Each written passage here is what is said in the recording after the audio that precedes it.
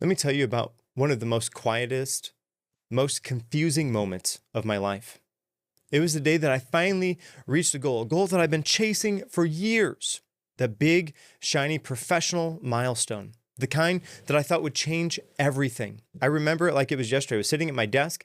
The notification had just came in. The target that I was reaching for so long was officially met. And I waited. I waited for the wave of euphoria, the rush of I did it, the profound shift in how I thought about myself, the new me that I was going to become. And nothing. The sun was still in the same sky. My coffee was sitting there getting cold. The email popped up about a meeting that I was going to be in for tomorrow. It was just another Wednesday. I actually felt guilty. Then a little bit of confused. Is this it? Did I do something wrong? Maybe you've been there too. The promotion that doesn't fix your stress, the weight loss that doesn't heal your self-image, the finished project that just leaves you empty, feeling like you want more. So today we're going to talk about this gap, the gap between achieving a goal and that feeling of being transformed into a new version of yourself. We're going to talk about this today as the arrival fallacy. And it is the most universal, yet often confused or even least discussed experiences in personal growth. And more importantly, we're going to talk about what we can do to kind of close the gap and learn how to integrate our wins and not just be consumed by them. Every moment tests you. Every action defines you. This is the prestigious initiative where mindset becomes muscle and character becomes legacy. I'm Chris Bean, martial artist, coach, and relentless believer in growth. If you're here to sharpen your edge, lead with integrity, and build a life that echoes beyond your years, you're home. You can find the podcast on social media at PrestigiouSPod. You can find me at Chris Bean Official, and the email for the podcast is prestigiousinitiative@gmail.com. Now, why does this arrival fallacy happen? And psychologists have a term for this. They call it the hedonic adaptation. And really what it is our brain's tendency to quickly return to a stable baseline of happiness or just a calmness after that positive or even sometimes a negative event happens.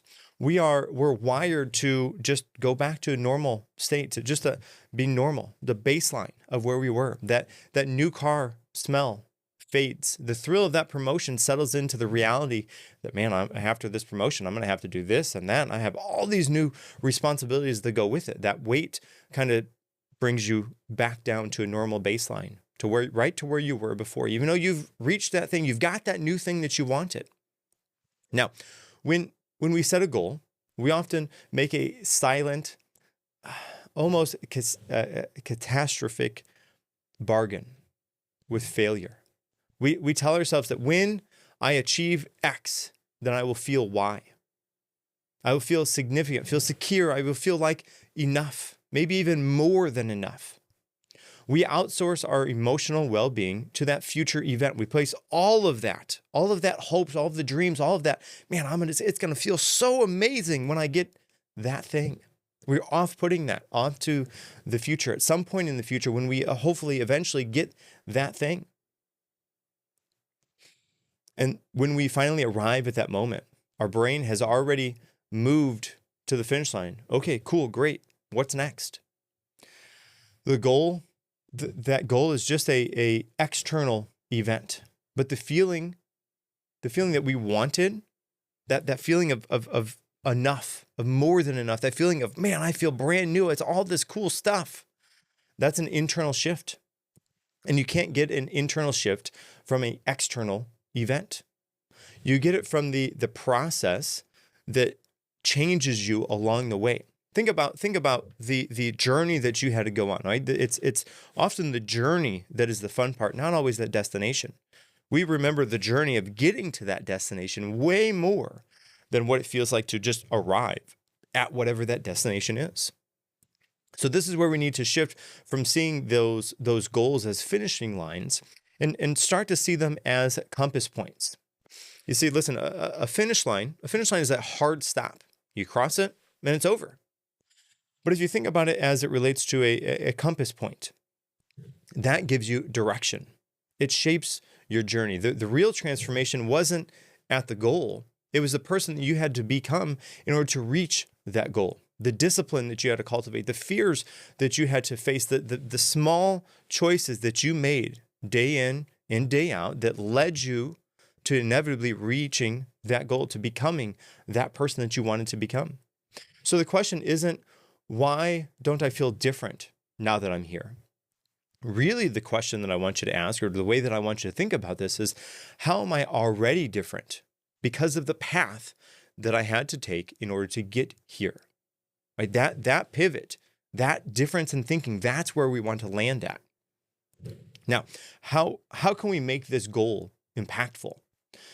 We can design some rituals, some daily practices of integration.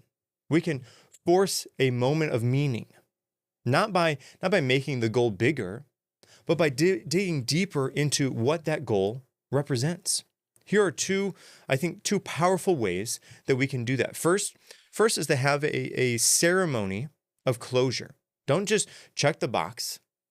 Create a deliberate end. And okay, so what does that look like? Well, this could be something like writing a letter to your former self from the prospect of who you became after you reached that goal. Another way that you could do this is you could do a physical way of printing out the project, literally putting it in a binder or on a piece of paper and circle it, right? Complete. Have a stamp that you write, complete. I accomplished this thing, right? That kind of ceremonial act is the thing that is the signifier for you. Yep, I did that.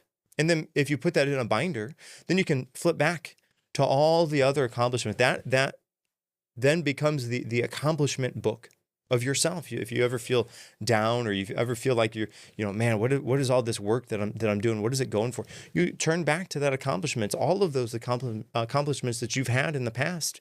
You can flip through that. You can reminisce about, now listen, I don't want you to spend so much time in the past, but sometimes you need that kind of kick in the pants to say, hey, listen, look at all of this stuff that I've done. So what I have in front of me, that's easy. I can do that. Of course I can, because look at all of the work that I've already done. Listen, another way that you can do this is to take a 30-minute victory walk. This is phenomenal. Listen, a 30-minute victory walk is a walk outside without your phone. You just go on a walk. You want to consciously absorb what you've done. And this is the signal. This victory walk is a signal for your brain that chapter is complete, and then you are reflecting back on it. A second way is the meaning extraction, right? And you can even kind of set this up as a meaningful extraction interview that you have with yourself. You want to ask yourself, let's say 3 key questions. Skill, right? What is one strength that I proved to myself that I have? Growth. What is an old fear or limit that I had to confront along this path? Proof. What does this achievement, what does the evidence of this achievement say about my character or even about my abilities? The answers to these questions are not necessarily about the goal itself. What they are is about you. They're about who you had to become along the way. Those really, those are the trophies that you want to take with you.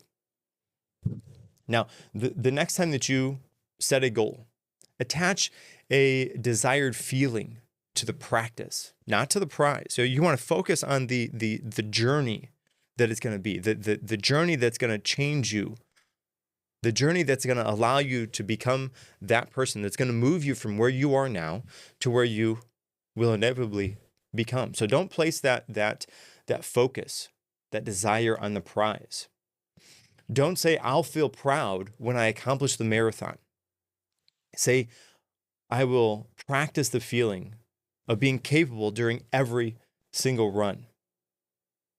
The goal becomes the structure for the feeling, not the source of it. You'll start to collect the feeling in installments along the way, right? Then you get to build up all of those feelings on the journey. That goal is just a byproduct then. You get to change, and you understand that you change along the journey, not necessarily at the end.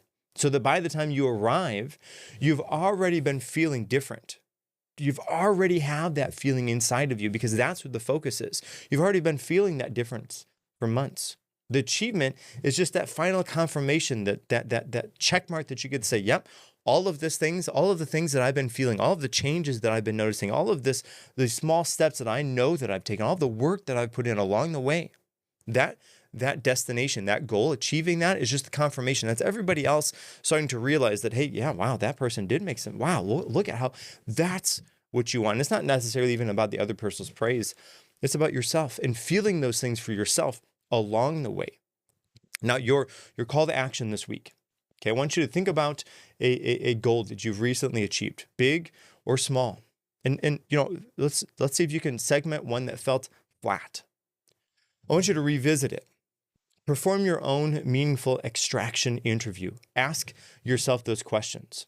I bet that you'll find that goal, while it felt one way before, if you after those questions, I think that it will transform how you feel about that. You'll start to bring it into the meaningful steps that you had to take along the way.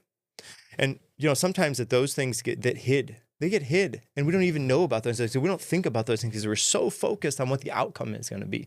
So that meaningful extraction interview that you have with yourself, to ask yourself those questions, is going to bring you in. It's going to remind you about those meaningful steps that you had to take. So listen, guys, stop waiting to arrive and start to integrate who you become along the journey. That finish line is just a marker. The path is the point. I'll see you back next week.